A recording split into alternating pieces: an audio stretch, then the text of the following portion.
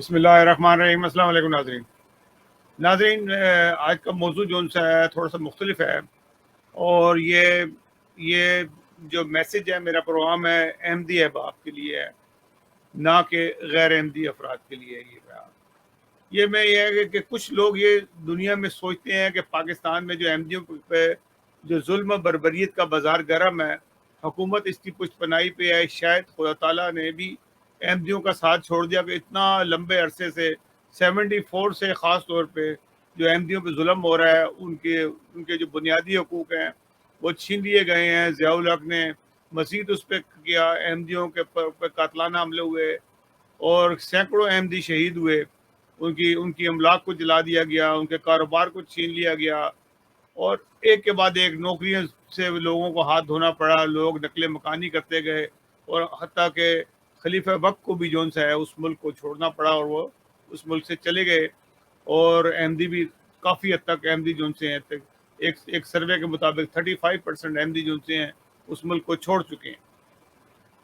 अगर ये ख्याल किया जाए, कल मैंने जब एक प्रोग्राम किया जो कब्रिस्तान के बारे में था, जिसमें जिसमें मैंने बताया कि वहाँ पे पुलिस और मकामी मौलवियों ने मिलकर कब्रिस्तान पे हमला किया रात की तारीकी में 2 बजे, और कब्रों की बेहुरमती की, और जितने भी कुतबे थे वो तोड़ दिए उन्होंने, जिस पे कलमा लिखा होता था या मोहम्मद सल्लल्लाहु अलैहि वसल्लम का नाम लिखा होता था, उसको तोड़ दिया और उसकी बेहुरमती की। कब्र की बेहुरमती क्या हुआ है? हमें तो दुख होता है कि मोहम्मद सल्लल्लाहु अलैहि वसल्लम का, हज़रत मोहम्मद सल्लल्लाहु अलैहि वसल्लम के नाम की भी बेहुरमती हुई। उन्होंने कहा कि शायद क्योंकि अल्लाह ताला ने इन पे कोई ऐसा अजाब नहीं भेजा कि जो जो इस किस्म का जुल्म कर रहे हैं, क्योंकि सुनने में तो ये आया कि अगर एक शख्स के साथ भी जुल्म हो तो उसको वो खुदा ताला अजाब भेज देता है। मेरे दोस्तों, मेरे भाइयों, जो लोग जिन्होंने मुझे फ़ोन किया कल, ज़्यादा लोगों ने नहीं किया, एक आदमी ने जो ख़ास बात की, मैं नाम नहीं लेना चाहता, जो कुछ ये कर रहे हैं, आपने कभी ये देखा है खुदा ताला इनके साथ क्या सलूक कर रहा है?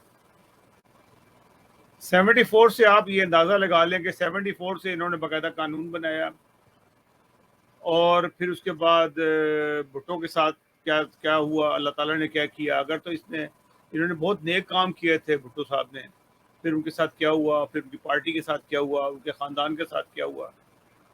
ज़ियाउल हक ने एक कानून बनाया, क्योंकि ज़ियाउल हक का ख़ानदान उसमें इन्वॉल्व नहीं था, तो ज़ियाउल हक के साथ अल्लाह ताला ने क्या किया।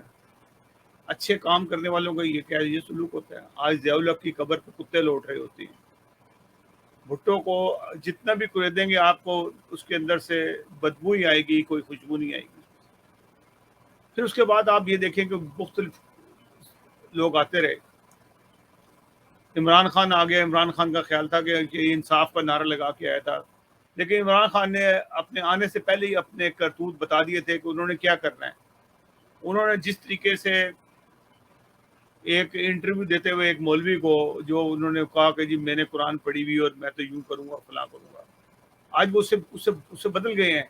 कहते हैं कि ये सिर्फ खुदा के अलावा कोई नहीं जानता कि कौन मुसलमान है कौन नहीं है, कि कोई दिलों का हाल नहीं जानता। ये उनकी अपनी बातचीत है सारी, आज वो बात करते हैं, लेकिन ये सब बात करने के लिए करते हैं।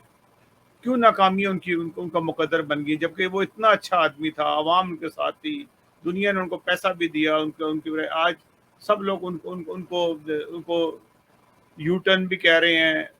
जी, उनके जो साथी हैं उनको लोग रोज़ाना पकड़े जाते हैं बेईमान। ये उनके वज़रा आला हैं जो करप्शन के की मिसाल हैं, वो खैबर पख्तूनख्वा के हों या यहाँ के हों, और उनको किस नाम से पुकारा जाता है। पाकिस्तान जो सा है करप्शन के अंदर 124 से तरक्की करके 140 पे चला गया। ये सब इनके लिए ये खुदा ताला के अजाब हैं। रोज़ाना ज़लील व ख्वार होते हैं, शर्मिंदा होते हैं। जब भी नबियों की ज़िंदगी में या जब भी कोई पैगंबर आते हैं, जो आते हैं, उनकी ज़िंदगियों में आजमाइश ज़रूर होती है। हुज़ूर सल्लल्लाहु अलैहि वसल्लम की ज़िंदगी में बहुत आजमाइशें आई। ईसा अलैहिस्सलाम की ज़िंदगी में जो आजमाइश आई, उसको तो आप सोच ही नहीं सकते कितनी ज़्यादा थी, कि 300 साल तक उनके उनके जो मानने वाले थे वो गारों में रहे, कितनी नस्लें गुजर गई, और जब वो बाहर आए तो दुनिया बदल चुकी थी उस वक्त जो सी थी। तो ये आजमाइशें आती हैं। اور اس کے اندر جو سے ہے اس کے ساتھ صبر کا سے مظاہرہ کرنا چاہیے، کیونکہ اللہ تعالیٰ نے حضرت مسیح علیہ السلام کے ساتھ وعدہ کیا ہوا ہے کہ وہ ہمیں کامیاب کرے گا۔ مجھے اس سلسلے میں ایک ویڈیو لنک ملا حضرت خلیفۃ المسیح رابع کا جو انہوں نے کسی خطبے میں فرمایا، وہ میں آپ کے ساتھ شیئر کرنا چاہتا ہوں۔ وہ ناظرین وہ دیکھیے گا، پھر آپ اندازہ لگائیں گے کہ انہوں نے کتنا عرصہ پہلے یہی جو باتیں ہیں جو بعض دفعہ کوئی احمدی جو ان سے یہ کر دیتے ہیں کہ نہ کہ یہ کب تک ہم اتنی تکلیفیں اٹھائیں گے، تو وہ اس سلسلے میں ہی یہ ویڈیو ہے، یہ ملاحظہ کیجیے گا۔ بہت تھوڑے ہیں لیکن بعض احمدی یہ بھی لکھتے ہیں کہ دراصل حضرت مسیح موعود علیہ الصلوۃ والسلام چلے گئے، اس زمانے کا تقویٰ بھی ختم ہو گیا، کمزوریاں جماعت میں آ گئیں، اس لیے یہ ابتلا نہیں، یہ سزا ہے۔ یہ بالکل جھوٹا اور شیطانی خیال ہے۔ حضرت مسیح موعود علیہ الصلوۃ والسلام کو جب تک خدا تعالیٰ کامل غلبہ عطا نہیں کرتا اور آپ کے ذریعے اسلام کو غیروں پر غلبہ عطا نہیں کرتا، خدا کی قدرت نمائی کا ہاتھ نہیں روکے گا اور نہیں تھمے گا اور نہیں ماندہ ہوگا۔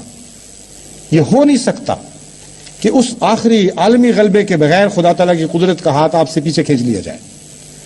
اور اسی لیے اس باطل خیال کو مٹانے کے لیے، ہمیشہ کے لیے اس کو اکھاڑ کر پھینک دینے کے لیے حضرت مسیح موعود علیہ الصلوۃ والسلام سے ایک وعدہ کیا گیا جو آپ نے بڑے واضح اور کھلے لفظوں میں جماعت کے سامنے رکھا۔ فرماتے ہیں، میں خدا کی طرف سے ایک قدرت کے رنگ میں ظاہر ہوا اور میں خدا کی ایک مجسم قدرت ہوں، اور میرے بعد بعض اور وجود ہوں گے جو دوسری قدرت کا مظہر ہوں گے، سو تم خدا کی قدرت ثانی کے انتظار کرو، اکٹھے ہو کر دعا کرتے رہو، اور چاہیے کہ ہر ایک صالحین کی جماعت ہر ایک ملک میں اکٹھے ہو کر دعا میں لگے رہیں تا دوسری قدرت آسمان سے نازل ہو اور تمہیں دکھا دے کہ تمہارا خدا ایسا قادر خدا ہے۔ اپنی موت کو قریب سمجھو، تم نہیں جانتے کہ کس وقت وہ گھڑی آ جائے گی۔ اس دوسری قدرت کے متعلق حضرت مسیح موعود علیہ الصلوۃ والسلام سے وعدہ دیا گیا ہے کہ کم از کم 1000 سال تک یہ جاری رہے گی۔ بس وہ لوگ جو یہ ان وہموں میں مبتلا ہیں یا ان شیطانی وساوس کا شکار ہو جاتے ہیں کہ گویا خدا کی قدرت کا ہاتھ ہم سے کھینچ لیا گیا، جھوٹ بولتے ہیں۔ وہ قدرت ثانیہ جاری ہے، اور جب تک اس قدرت کے ساتھ جماعت وابستہ رہے گی، خدا کی قدرت جماعت کے ساتھ وابستہ رہے گی، کوئی نہیں جو اس تعلق کو کاٹ سکے۔ بس آپ کامل وفا کے ساتھ خدا کی قدرت ثانیہ کے ساتھ تعلق جوڑی رکھیں۔ میں آپ کو خوشخبری دیتا ہوں اور خدا کی قسم کھا کر آپ سے کہتا ہوں کہ خدا کی قدرت کبھی بھی آپ سے اپنا پیبند نہیں توڑے گی، ہرگز نہیں توڑے گی اور ہرگز نہیں توڑے گی، یہاں تک کہ اسلام کو کامل غلبہ نصیب نہ ہو جائے۔ ناظرین، آپ نے ویڈیو دیکھی، ویڈیو میں آپ کو سب چیزیں صاف واضح ہو گئی۔ حضرت خلیفۃ المسیح صاحب نے بالکل کلیئر کر دیا، اور بالکل بھی یہ پریشان ہونے کی ضرورت نہیں ہے۔ اللہ تعالیٰ کے وعدے جو سے جماعت احمدیہ کے ساتھ ہیں۔ آپ دیکھیں کہ دنیا میں ہم اس حال میں تو نہیں ہیں کہ اللہ تعالیٰ نے جب ہم پہ ظلم ہوئے اس پاکستان میں، لوگ باہر چلے گئے، باہر جا کے وہ خوشحال ہوئے۔ آج دنیا میں احمدیوں کو ایک نمبر انسان کے طور پہ دیکھا جاتا ہے۔ پورے دنیا کے سسٹم میں ان کو پتہ ہے کہ یہ نہ ٹیررسٹ ہیں، نہ یہ بدامنی کرنے والے ہیں، نہ یہ بے ایمان ہیں۔ یہ اللہ تعالیٰ کا فضل ہے، اور پاکستان کے اندر بھی اللہ تعالیٰ کے فضل سے جماعت احمدیہ ترقی کر رہی ہے۔ ظلم بھی ہو رہے ہیں، لیکن ان سے زیادہ ظلم اس قوم پہ ویسے ہو رہے ہیں جس قسم کی حرکات کر کے انہوں نے جو بیج بوئے تھے، وہ اب بیج جو ان سے نظر آ رہے ہیں۔ روزانہ آپ کو دھماکوں کی صورت میں ہمارے پیارے فوجی جوانوں کے اوپر جو اٹیک ہو رہے ہیں، یہ وہی سلسلہ ہے جو انہوں نے بیج بوئے تھے، جن لوگوں کو پالا تھا۔ وہ ٹیررسٹ ہوں، وہ طالبان ہوں، بھلے وہ کچھ بھی ہوں، یہ لوگ خود انہوں نے پالے تھے، اور آج ہمارے بچے نقصان ہو رہے ہیں۔ وہ ہمارے بھائی ہیں جو روزانہ سنتے ہیں کہ آج 5 شہید ہو گئے، آج 7 شہید ہو گئے، پھر 10 شہید ہوئے۔ اس سے پہلے ہزاروں جو ان سے ہیں، فوجی جوان بھی اور پاکستانی بھی شہید ہو چکے ہیں۔ یہ سارا اسی چیزوں کی کڑی ہے۔ احمدیوں پہ تو جو ظلم ہوا سو ظلم ہوا، جو انہوں نے اپنے پہ خود ظلم کیا اس کی تو مثال ہی نہیں ملتی کہیں بھی۔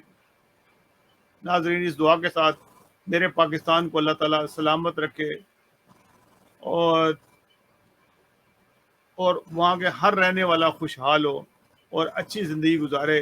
یہ جو زندگی جو پاکستان میں گزاری جا رہی ہے یہ زندگی نہیں ہے، یہ صرف جھوٹی تسلیاں ہیں جو حکمران آتے ہیں، پیسے بناتے ہیں اور دے کے چلے جاتے ہیں۔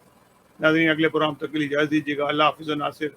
ہمارا پروگرام پسند آئے تو ہمارے چینل کو سبسکرائب ضرور کیجیے گا۔ اللہ حافظ۔